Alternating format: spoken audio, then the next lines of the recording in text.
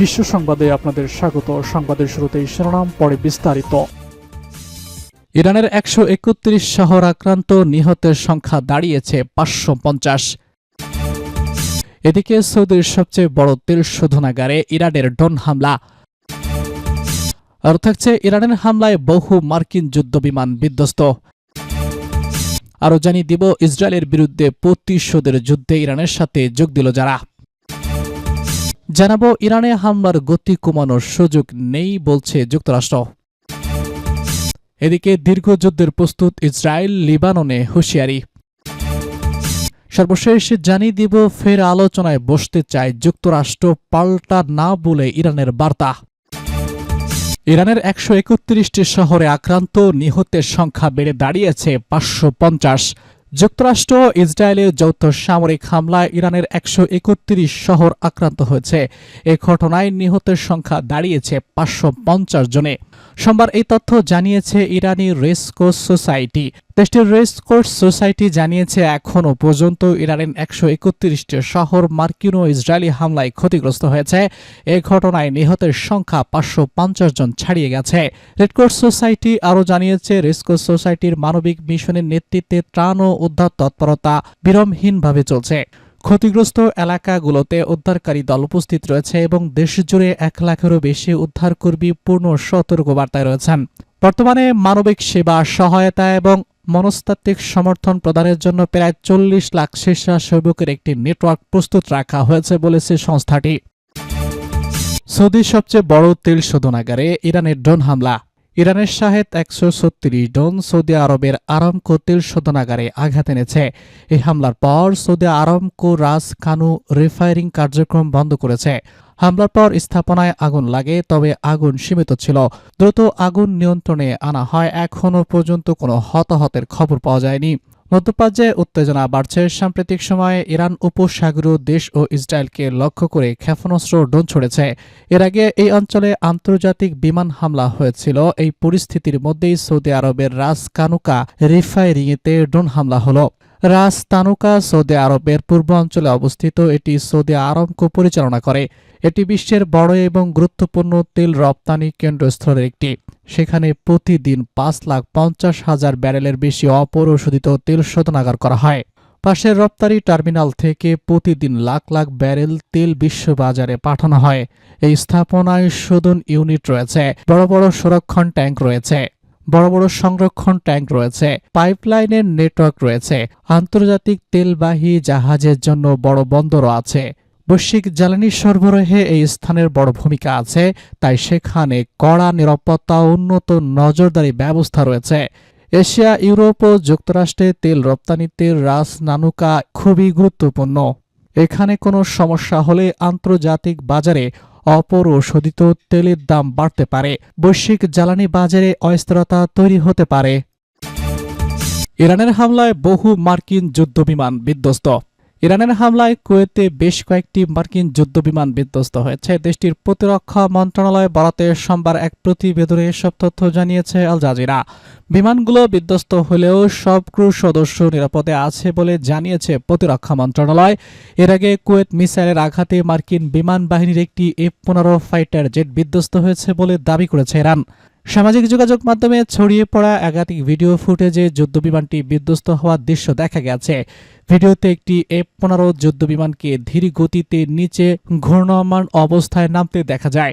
এ সময় বিমানটির পেছনের দিক থেকে আগুনের শিখা বের হচ্ছিল, তবে সেটি যুক্তরাষ্ট্রের নাকি ইসরায়েলের তা তাৎক্ষণিকভাবে নিশ্চিত হওয়া যায়নি, কারণ দুই দেশে এই 2 ইঞ্জিন বিশিষ্ট সর্বাত্মক আবহাওয়া সক্ষম যুদ্ধবিমান ব্যবহার করে।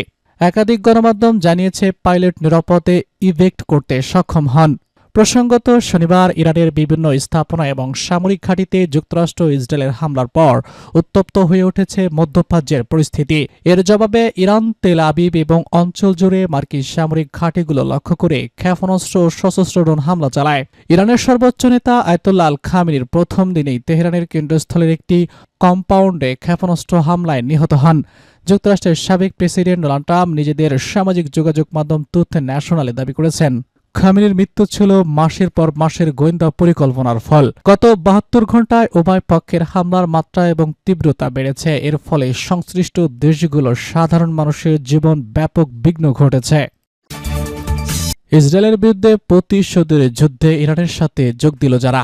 আয়াতুল্লাহ সায়েদ খামেনির হত্যাকাণ্ডের পর ইসরায়েলের বিরুদ্ধে প্রতিশোধের যুদ্ধে আনুষ্ঠানিকভাবে যোগ দেওয়ার ঘোষণা দিয়েছে লেবাননের হেজবুল্লাহ। তেহরান থেকে প্রকাশিত খবরে জানানো হয়, রোববার রাতে ইসরায়েল অধিকৃত হাইফা শহরের দক্ষিণে একটি সামরিক ঘাঁটি লক্ষ্য করে ক্ষেপণাস্ত্র ড্রোন হামলা চালায় হিজবুল্লাহ।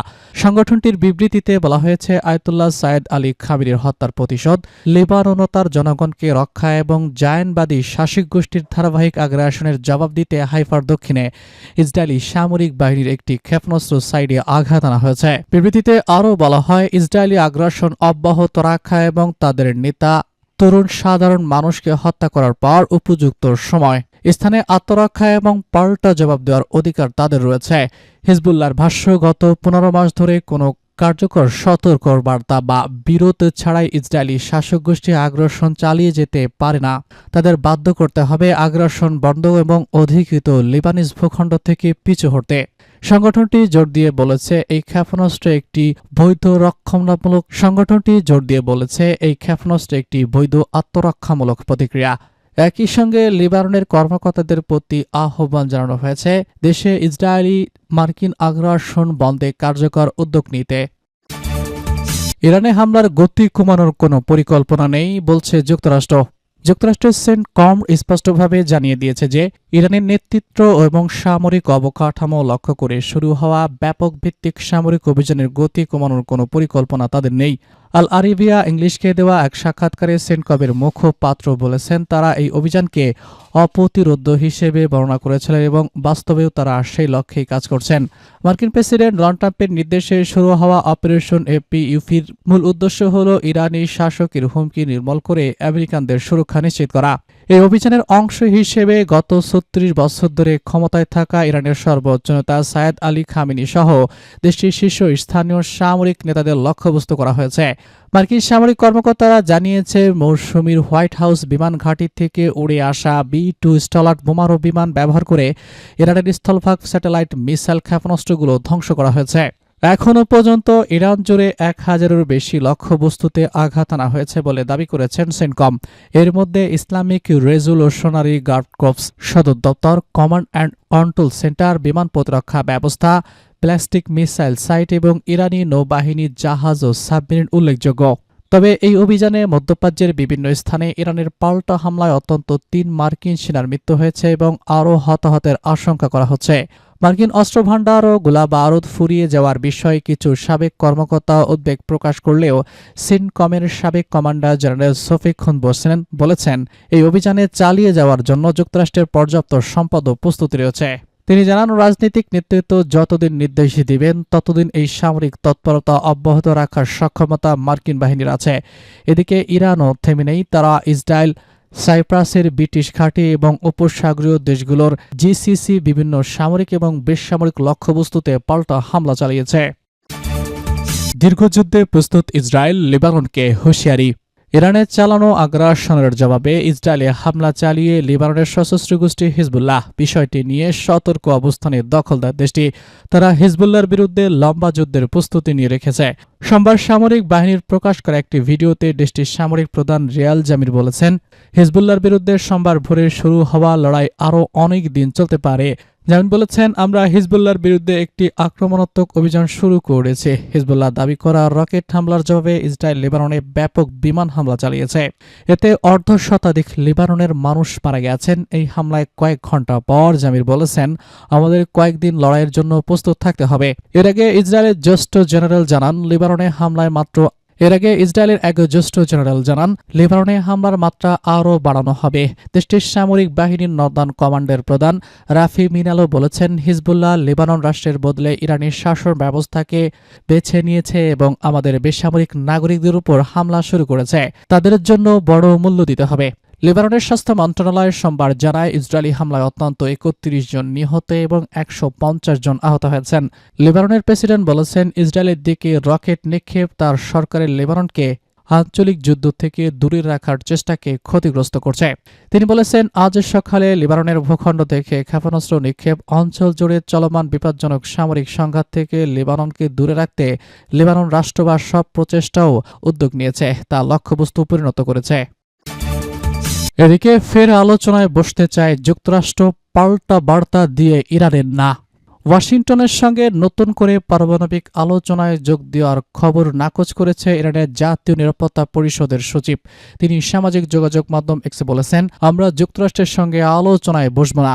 খামেনির মৃত্যুর পর ওমানের মধ্যস্থতাকারীদের মাধ্যমে লাজারানি নতুন করে আলোচনার চেষ্টা করেছে বলে ওয়ার্ল্ড লিস্ট জার্নালের খবরে এই প্রক্রিয়া এলো। পরমাণু কর্মসূচি নিয়ে ইরানের সঙ্গে যুক্তরাষ্ট্রের সর্বশেষ আলোচনার পর গত বৃহস্পতিবার জেনেভায়, এরপর সোমবার ভিয়েনায় কয়েক দফা আলোচনা হওয়ার কথা থাকলেও এর আগেই শনিবার ইরানে হামলা চালিয়ে বসে যুক্তরাষ্ট্র ইসরায়েল। তাতে সর্বশেষ ধর্মীয় নেতা আয়াতুল্লাহ আল খামেনি সহ ইরানের শীর্ষ কর্মকর্তারা নিহত হন।